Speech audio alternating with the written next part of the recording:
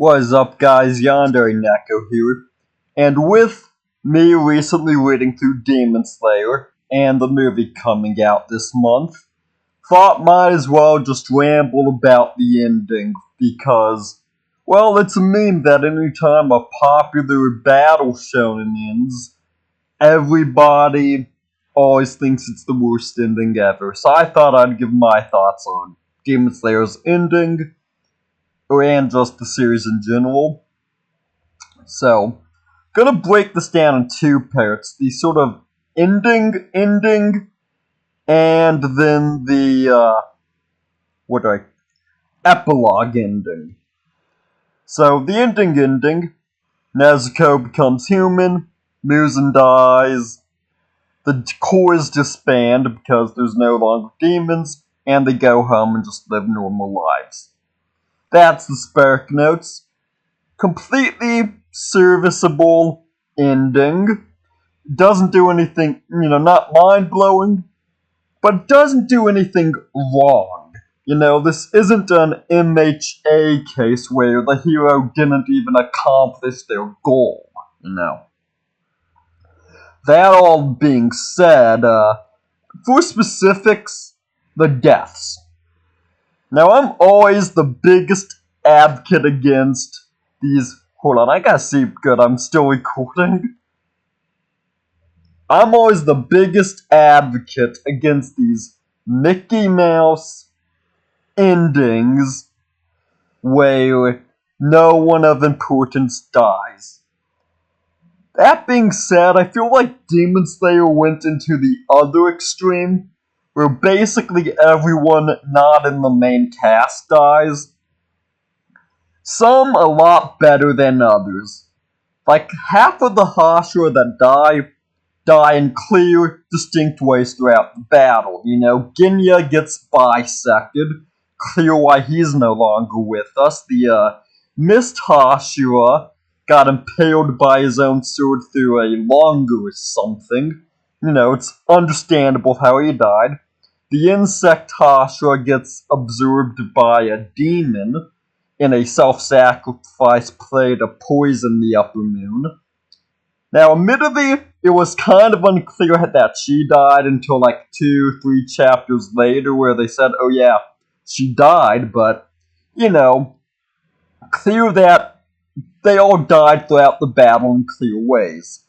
The last three, the Stone, the Snake, and the Love Hashira, all have the same anticlimactic succumbing to blood loss and injuries when the day is won kind of death, which just feels cheap. Like the Amagaka realized she was running out of time and needed to kill them all off. And I take particular issue with the Love Hashira, because I'm not even sure which injuries she even received. Like the Stone Hashira loses a leg, clear how he died. The Snake Hashira, we see him take several lacerations, clear why he's dead. The Love Hashira, maybe I just need to read the ending again, but I don't recall her receiving any, puncture wounds or lacerations or anything, yet she's dead. Made cheaper by the fact that the Water and Wind Hashiras, the surviving ones, both lose arms, far worse injuries than the lady received, yet she dies. Also, Muzan, kind of a bit disappointed, because when you think of anime antagonists, you think of these cool powers. Madara has, the Sharingan and Rinnegan, Aizen has absolute hypnosis, the Black Clover guy, Lucius, has, soul magic. Yet Muzan just had, dozens of tendrils he could stab and pierce with, Final boss of the series was just Tendril Man. To be fair, he also had this, lightning AoE attack, but, he was just a disappointing, final boss. On a more positive note, my goat Inosuke survived, favorite character because he's such a literally me character. Clearly autistic, mommy issues, and enjoys inflicting pain upon evil. He just might be our guy. Zenitsu's a close second, a lot of people got annoyed by his whole coward and down bad shtick. I found it funny, which is why he's a close second. Tanjiro, honestly, that takes third place. Now, usually, like, shonen protagonists are like a number one or number two pick.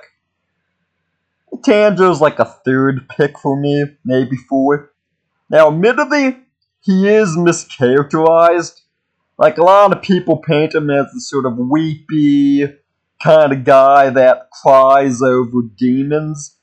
Maybe like the first two that have sad backstories.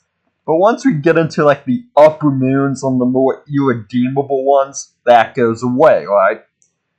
But he's also not like the whole cinnamon roll teen mom that like Death Battle called him. He gets mischaracterized and slandered, frankly. Now, but overall, ending, like serviceable, have some complaints, but alright, It gets a passing grade. The epilogue ending, that's where I see people taking issue with, because they do the cliche reincarnated into the modern day type of ending. Where, it's not only does it just feel kind of unnecessary, but I'm also kind of scratch my head at a lot of the specific reincarnations. Like now, Zenitsu and I'm using their Edo period names, not their modern names. Like Zenitsu and is now brothers with Nezuko, and Tanjiro, I believe, is brothers with that one demon who was a simp for the Doctor Demon Lady. Again, I went through all of this in like 2 weeks, so gun to my head, I could not remember some names. Also, Tanjiro is best friends with Rengoku, and they were around the same age. Yet Inosuke is older and a botanist, who just feels weird for Inosuke. Genya and the Wind Hashira are like these city, sort of like beat cops, which I guess makes sense for them. Also, a lot of like the girls from that were under the Insect Hashira are also classmates, I believe. It's like some of those specific reincarnations are a little weird. The Love Hashira is a teacher, which that at least makes sense because she was supposed to be older than the main cast. I don't know. I can see people taking issue with the epilogue ending just because I don't know, it's just kind of cliche, not necessary, but the ending, I give a passing grade. So that's my ramblings on Demon Slayer. Please like, share, and subscribe. Tell me in the comics all the ways I'm incredibly wrong and stupid and don't recognize high art.